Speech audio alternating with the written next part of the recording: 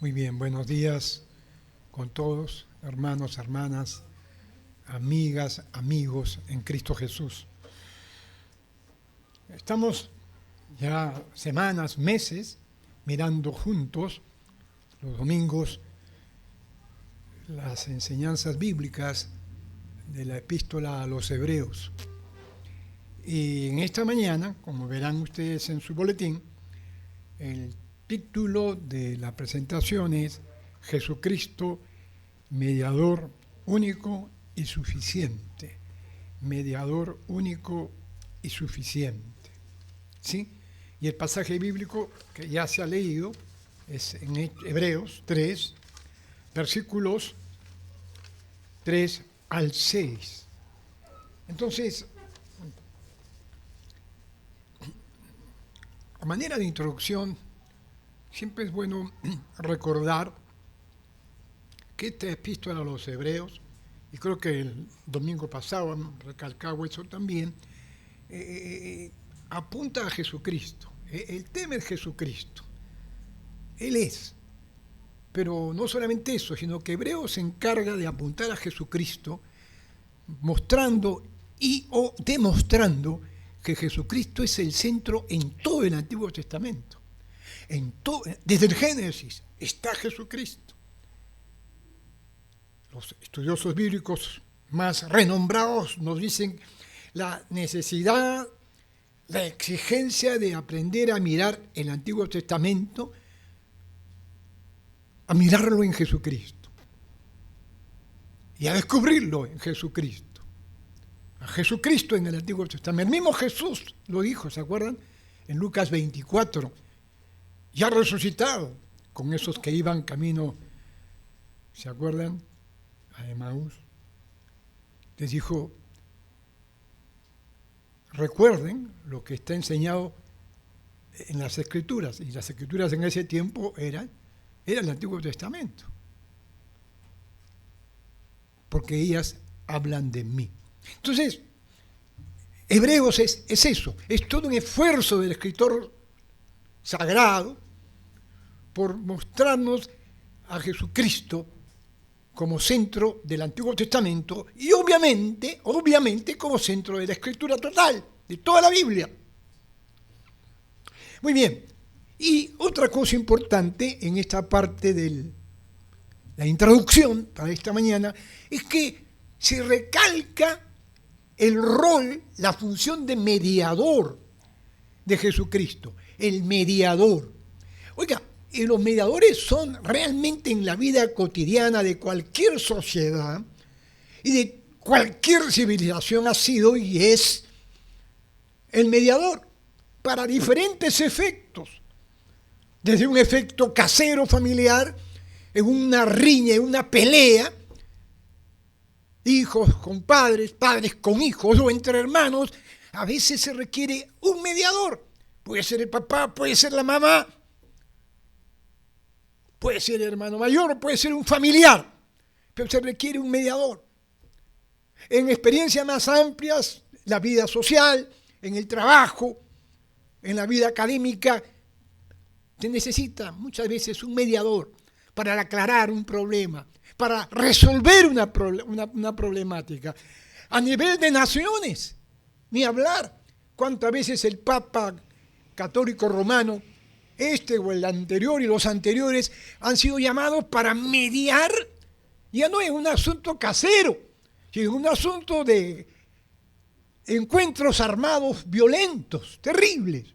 Y se llama un mediador que parezca, que tenga más o menos la fama de buena gente.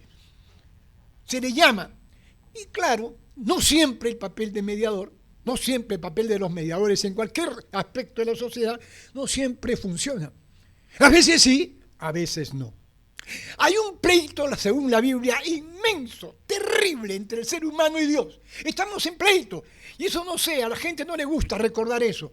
Todo lo que vive el mundo hoy y lo que se ha vivido desde Adán y Eva, todo tiene que ver con un gran pleito. Hay un gran pleito entre Dios y su creación. No es porque Dios lo promovió el pleito, nosotros lo promovimos y ahora mismo lo promovemos. Estamos en pleito con Dios.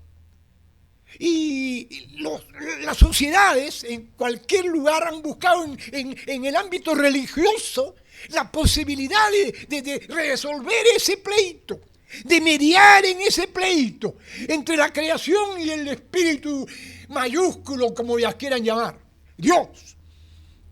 La Biblia nos rehuye el tema, ese es el tema bíblico, que la Biblia nos presenta. Dios interesado, miren, ni siquiera a los hombres, Dios interesado en que se resuelva el pleito. Él está interesado, el ofendido está interesado en que se resuelva el pleito. Yo agradezco a Dios por Lili, mi esposa. Varias veces la interesada en que un malentendido entre nosotros se resuelva es ella.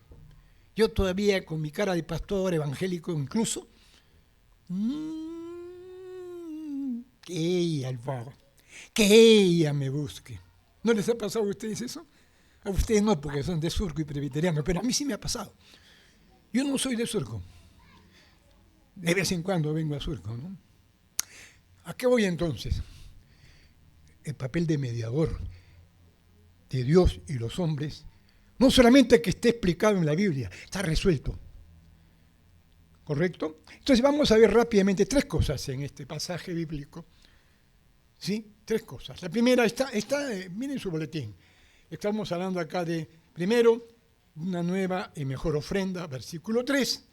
Luego, un nuevo y mejor modelo, versículos 4 y 5. Y luego, nuevo y mejor pacto, versículo 6. A ver, vamos a mirar otra vez el texto. ¿Sí? ¿Y qué dice el versículo 3?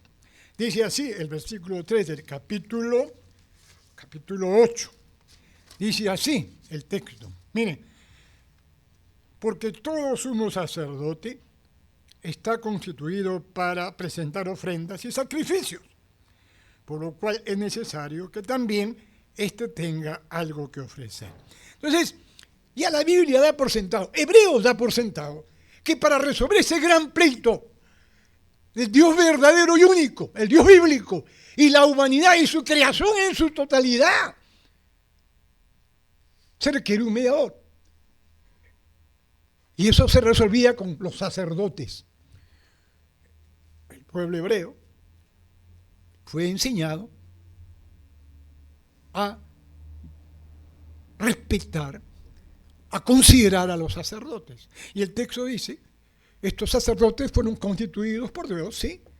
Justamente para que, en nombre del pueblo, lleven ofrendas y sacrificios al Dios creador. O sea, ya se está planteando la idea constantemente en Hebreos, y que está en la palabra, en el Antiguo Testamento, de que para arreglar con Dios hay que quedar bien, alguna ofrenda, algún sacrificio. En sociedades no precristianas, en sociedades comunes y corrientes, se ofrecían la vida de los niños, se mataba a los niños en sacrificio. Acá mismo han habido culturas incaicas donde se mataban seres humanos, porque el ser humano intuye que para quedar bien con ese creador, con ese con quien hay una distancia, un pleito, ¿correcto? Hay que hacer algo, un regalo. ¿Acaso no le pasa a nosotros? ¿Sí o no? Cuando discutimos con la esposa, por más linda que ella sea, ¿y cómo comenzamos? Primero le mandamos, ¿no?, un mensaje. Les encantan las flores. Yo no sé, disculpen que sea tan, no sé si es chapado a la antigua, pero tan necio a veces. ¿Qué tiene un ramo de flores? Mejor hay que regalarle un billete de $100. No, quieren flores. Pero también los $100. Porque ojalá fueran las flores nada más. Las flores no pasan de 50 soles, imagino yo. Acá Carlos tiene pinta de buen caballero, ¿no? Pero las flores, más los $100. Pero ¿a qué voy? Casi como que en nuestro ADN está la conciencia de que para arreglar un pleito necesitamos primero ablandar al ofendido con algún tipo de presente o regalo. Y ni hablar de los enamorados, ¿no?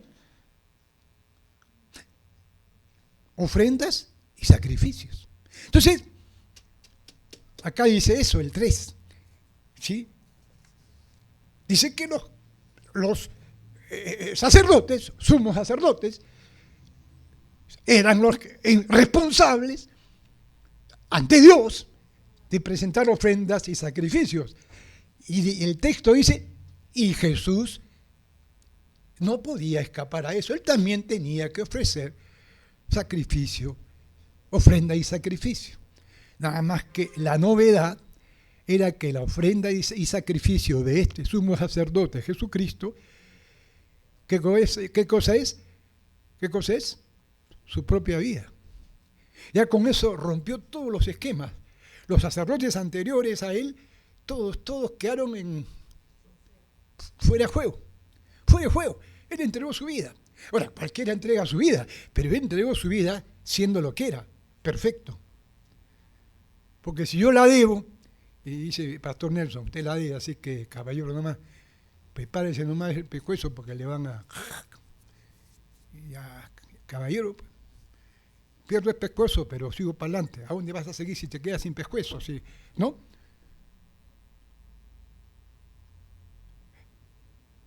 Por eso ponemos en el punto 1, dice, nueva y mejor ofrenda. Las ofrendas y sacrificios de los sacerdotes antes de Cristo, ¿se acuerdan que la vez pasada hablábamos de que posiblemente fueron más de 80? Hasta el año 70 de esta era. Ofrecían ofrendas y sacrificios, ¿sí? Todos los días y una vez al año una ofrenda extraordinaria para el perdón de los pecados de la nación, comenzando con los pecados de ellos mismos, de los sacerdotes. Esta ahora es una ofrenda nueva y mejor, porque es la vida misma de Jesús. Cristo mismo se ofrece. Ahora, pastor, ¿y esto qué tiene que ver? ¿A mí qué me importa? Yo he sido del barrio de La Victoria, de Palomilla, y a mí qué me importa. ¿Tiene razón? Salvo que ese pleito, hombre, Dios y su creación, y los hombres en este caso, ese pleito no se va a resolver así nomás. Se resuelve con ofrenda y sacrificio. Sí, y Cristo está allí. Y esa ofrenda que es Cristo, su misma vida, nos da una pauta a nosotros. ¿Qué nos pide Dios ahora? Que demos el diezmo, pastor, un buen diezmo.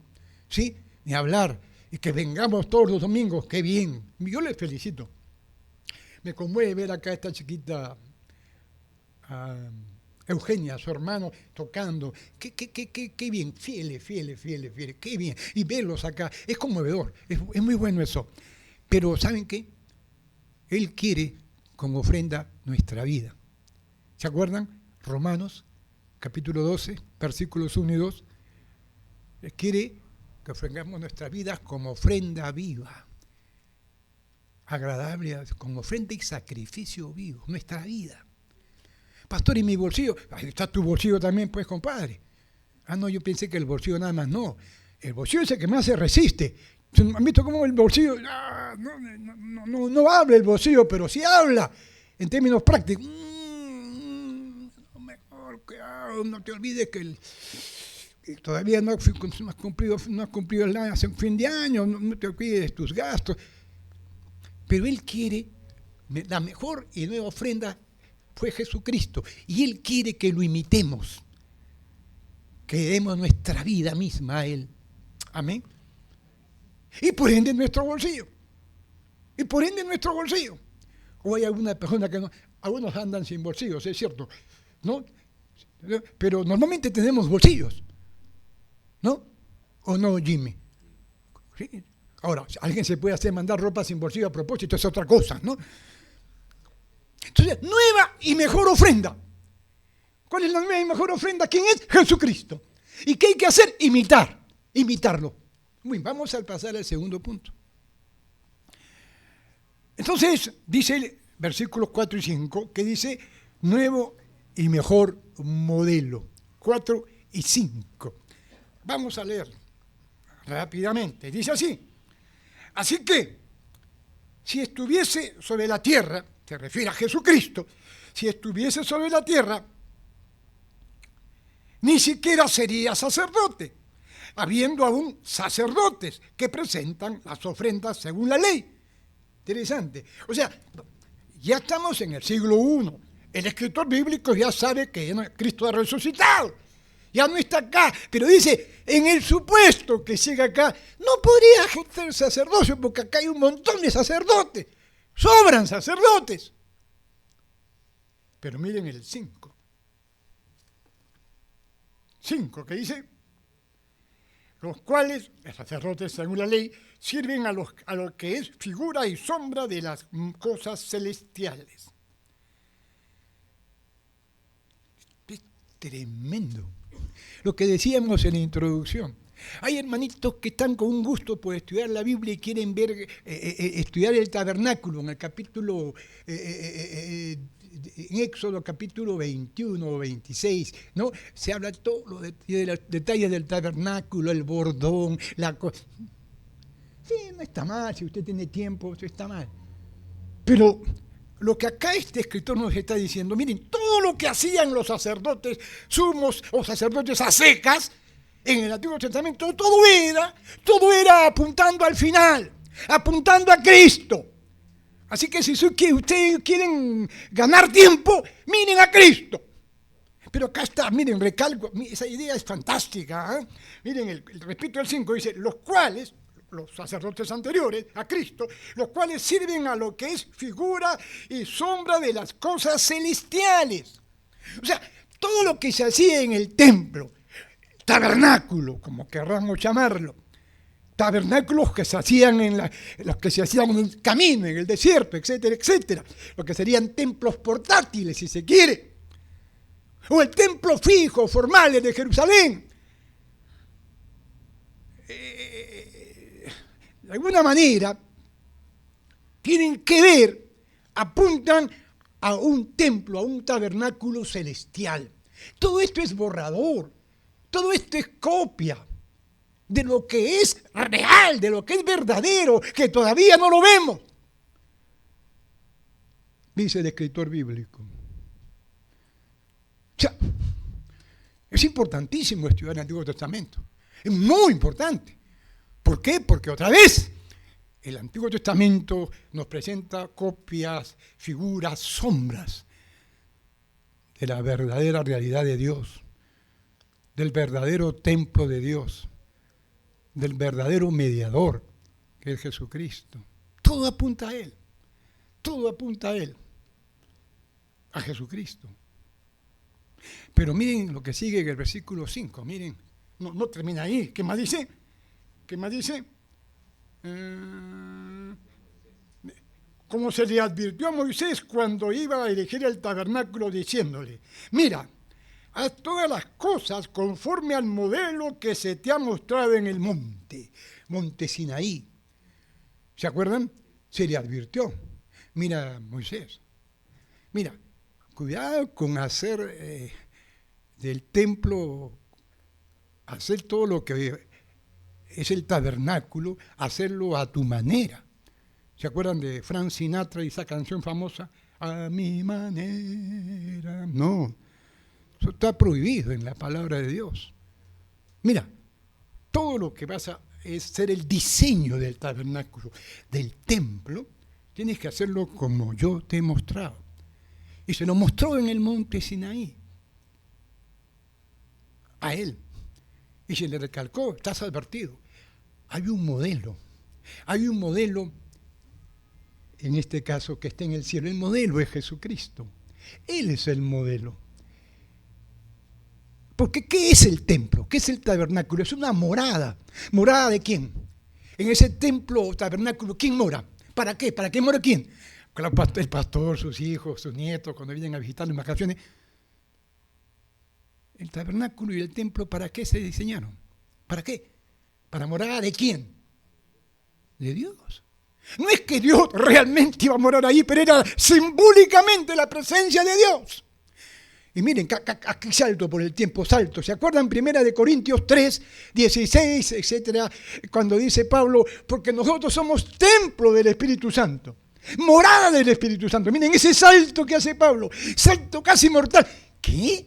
el tabernáculo, el templo, somos cada uno morada de Dios, morada del Espíritu Santo. El escritor dice, a Moisés se le advirtió que diseñe el tabernáculo como se le mostró, el modelo que se le mostró, modelo celestial. Algunos estudiosos discuten qué cosa vio Moisés, pero luego Moisés comienza con las pautas al detalle del diseño del templo, de los muebles, de todo al detalle, siguiendo el modelo. El modelo, la palabra modelo es fantástica, el modelo. Pero hay hermanos que, pastor, vamos a estudiar el modelo, a ver cómo eran las patas eran patas gruesas de la silla. Si tiene tiempo usted está bien, no vamos a pelearnos por eso. Pero la morada de Dios, que no tiene necesidad de morada porque Él es el dueño de todo. Sin embargo, la morada de Dios se expresaba en Jesucristo. El Padre estaba en Cristo. Cristo es Dios. Y nosotros, según San Pablo, somos tabernáculo, templo, la morada de Dios. Dios quiere morar en nosotros. Entonces, el modelo, miren a Cristo, el modelo es Cristo, miren cómo vivió Cristo, mírenlo a Él. Así quiere el Padre que vivamos nosotros. ¿Se acuerdan cuando Jesús fue bautizado? ¿Se acuerdan o no? ¿Fue bautizado por quién? Por su primo, Juan el Bautista. ¿Y qué pasó? Vino el Espíritu Santo en forma de... ¿Para qué? Para morar en Él. Él era Dios, pero era hombre a la vez. Y como hombre, perfectamente hombre, necesitaba la presencia del Espíritu para que morara el Espíritu en Él.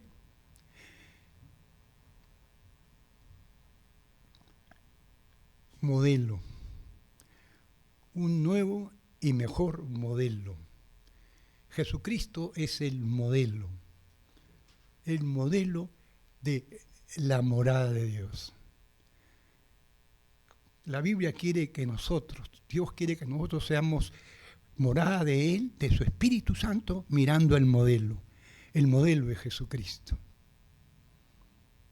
Pero qué pena, comenzando con los pastores y líderes. Somos modelos de cualquier cosa, pero no modelos de Cristo. Pocos son los que están quedando que son líderes, pastores, misioneros, como se llamen. Cholitos, zambitos, negritos, gringuitos. Pocos que están quedando de que realmente son un modelo a seguir. A seguir, claro.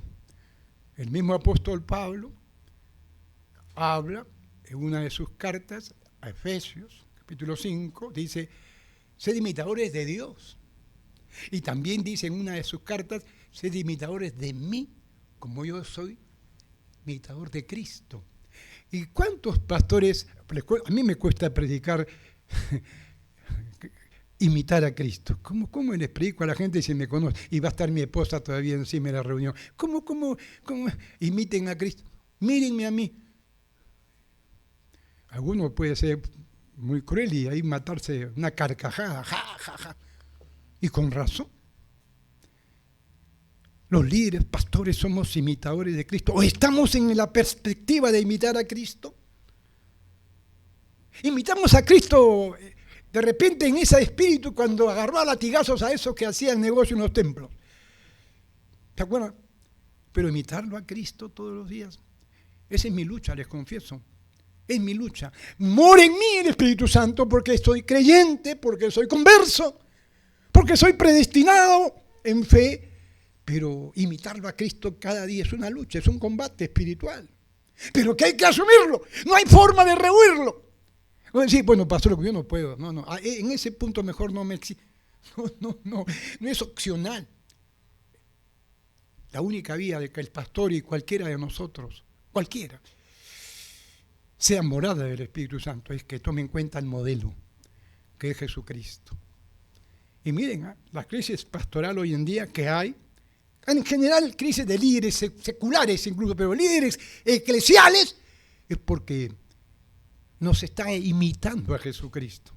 No solamente los domingos, sino todos los días. Y vamos al punto último, número 3. O sea, perdón, al punto 3 del bosquejo, ¿no? Dice, nuevo y mejor pacto. La vez pasada, conversando con unos hermanos, me decían, pastor, no predique sobre eso. No solamente voy a hacer un cachito, nada más, ¿sí? Porque si no, algunos hermanos se pueden inquietar. Entonces, el versículo 6, nada más, solamente un versículo. ¿Qué dice el versículo 6? Ahí está. A ver, ¿qué dice? Perdón. ¿Qué dice? Pero ahora, tanto mejor. Ministerio es el suyo. Está hablando de Cristo Jesús, ¿eh? Es el suyo. ¿Qué más dice? ¿Qué más dice? Cuanto es mediador de un mejor pacto, establecido sobre mejores promesas. 4 cosas.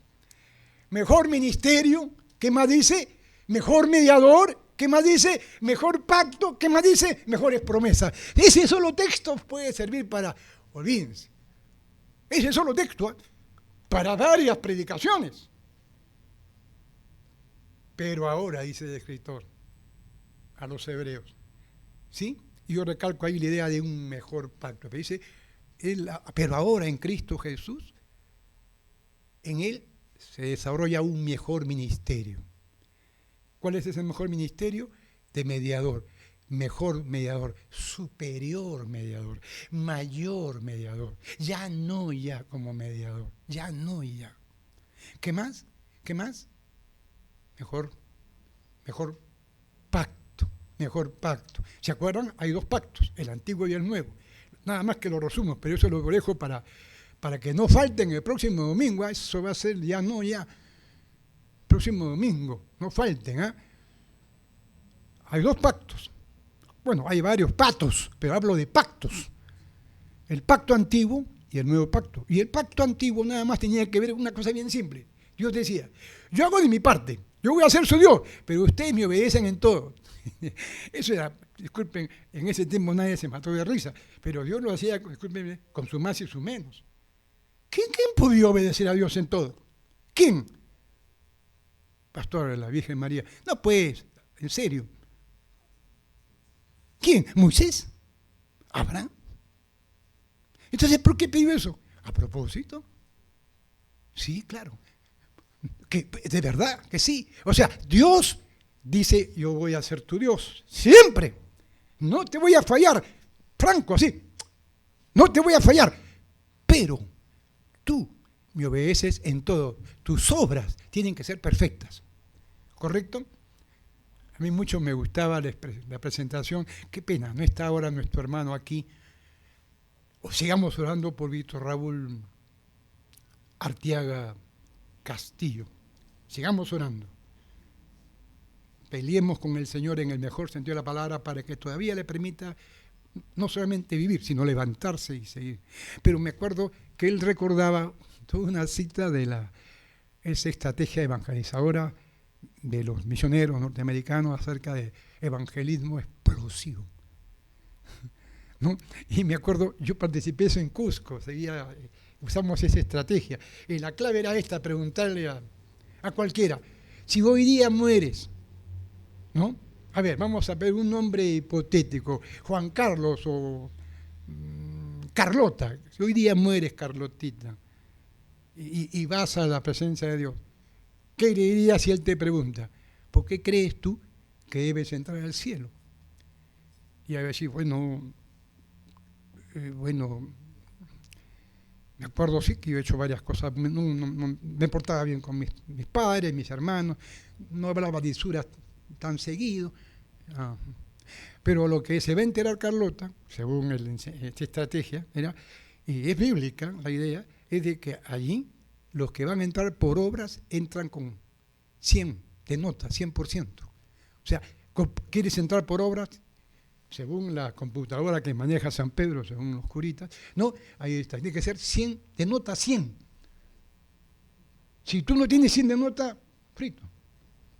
Baste una sola falta y perdiste. Eso enseña el apóstol Santiago. O sea, Entonces, ¿por qué pide obras? Porque Él es Dios. Y Él quería enseñarnos desde ahí que la única, o sea, por nuestras propias fuerzas nadie puede tener paz con Dios, nadie. El Papa, nadie. El camote evangélico, los yucos, nadie. Se estaba preparando el camino para el nuevo pacto, el pacto de gracia. Gracia, pura gracia, gratis. Por obras nadie se puede salvar. Pero hay gente que insiste, incluso evangélicos. Sí, pastor, yo creo en Cristo y la fe, y claro, y mis obras. No. Hay que hacer obras, y muy buenas obras, y mejor obras que cualquiera, que el mismo Papa. Siempre y cuando las obras sean, ¿qué cosa? Demostración de que crees en el Evangelio. No tienes obras para salvarte, tienes obras para demostrar que eres salvo por la fe en Jesucristo. Las obras son importantes, pastor. Son importantísimas, importantísimas, en tanto en cuanto expresen que tú crees en el Evangelio, que son evidencia de que crees en el Evangelio. Amén. Y no que por estas tú vas a alcanzar la bendición de Dios. Muy bien. El pacto. Y ese pacto se debe explicar con detalles. Me encantaría mirar con ustedes Jeremías 31. Pero bueno, y dice, y mejores promesas. Miren Jeremías 31, prepárense para el próximo domingo. Pero un nuevo pacto, un pacto de gracia. Ya no nos pide nada. ¿Qué nos pide el Señor a nosotros? No nos pide obras, no, nos pide creer. Pero ojo, creer con mayúsculas, no esa fe de cuto. La fe de cuto, no se pasen pues, ¿no? La fe de cuto. ¿No les gusta el fútbol a alguno? La fe de cuto, ¿no? Y Cuto dice, la fe es lo más grande de la vida, dice Cuto, y los borrachitos amigos de él, sí, que viva la fe. Bueno, la fe posiblemente sirva para varias cosas, ¿no? Pero la fe, en el sentido bíblico, no es la fe de Cuto, o la fe del Papa, o la fe del pastor o del misionero. Es la fe bíblica, que descansa en la persona y en la obra de Jesucristo. Cree en Cristo Jesús, le decía Pablo, ¿se acuerdan a ese cuidador de presos? Y serás salvo tú y tu casa. Cree, pero creer según la Biblia no es la fe de Cuto. Creer según la Biblia es, entre otras cosas, creer, entender, confiar, obedecer. No solamente es una cuestión aquí, mental, o una cuestión simplemente verbalizada. Es una cuestión de voluntad, de acción. Es creer en Dios, creer en Cristo Jesús, es simplemente decir a la gente, Cristo Jesús mora en mí. Yo soy templo del Espíritu Santo. Soy un tabernaculito de la presencia del Espíritu. Hermanos, hermanas y amigos, ¿se acuerdan cómo comenzamos? Se necesitan mediadores. Y miren lo que voy a decir. Incluso ahora podríamos decir, imitando a Cristo, nosotros deberíamos estar llanos y listos a ser mediadores del mediador. ¿Cuánta gente cuando da su testimonio dice, yo conocí a Cristo gracias ¿a quién? A tal o cual persona? Cuando el presbítero Cordier daba testimonio, él me recordaba una cosa. Yo le digo, oye, Abel, ¿tú viniste a la fe por una predicación mía? No, pastor. No es que se asustó cuando le dije eso. No, pastor. Yo vine a la fe por un gringuito en los Estados Unidos y un campamento. Y por invitación de un amigo de quien iba a ser después su cuñado, Jorge Álvarez. En un campamento. Yo lo conocí a Abel, cuando Abelito era chiquillo, pantalón corto y su cigarrito en la boca. Pero no se convirtió con un mensaje que yo le llevé, no. Lo conocí con los jóvenes, no era pastor en Cusco. Pero miren, me dijo, no, quien me dio para que yo me encuentre con el mediador con mayúscula fue tal persona. Y ¿no es cierto? ¿Es eso? Pidamos a Dios que seamos nosotros mediadores del mediador, para que venga mucha gente al Evangelio, comenzando con nuestras familias, con nuestros vecinos, amistades. Necesitamos mediadores a todo nivel, incluso mediadores para que conozcan al gran mediador, único y suficiente, Jesús de Nazaret. Que Dios les bendiga.